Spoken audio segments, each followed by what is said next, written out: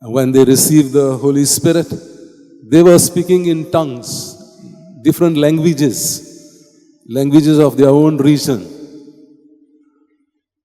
The Medes, the Parthians. And then the people said, these are Galileans. How come they speak different languages?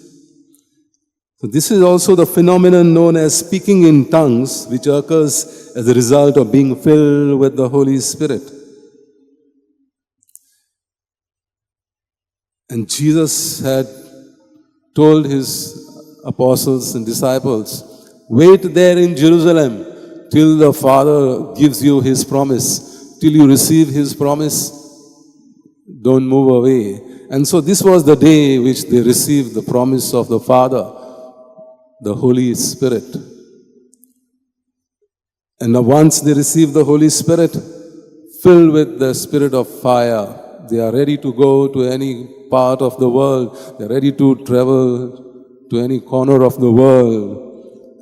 And the effect of the receiving of the Holy Spirit is the sermon of Saint Peter. That day he converted 3,000 people. Like all the harvest feasts, it was a joyful occasion.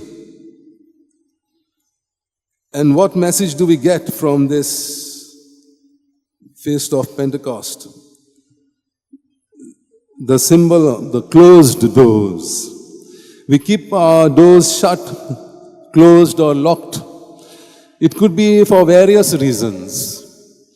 Some of them are we want to protect our possessions or goods.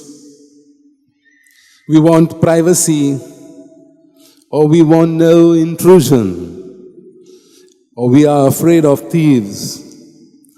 So closed doors figure significantly in St. John's account of the first uncertain days following the resurrection.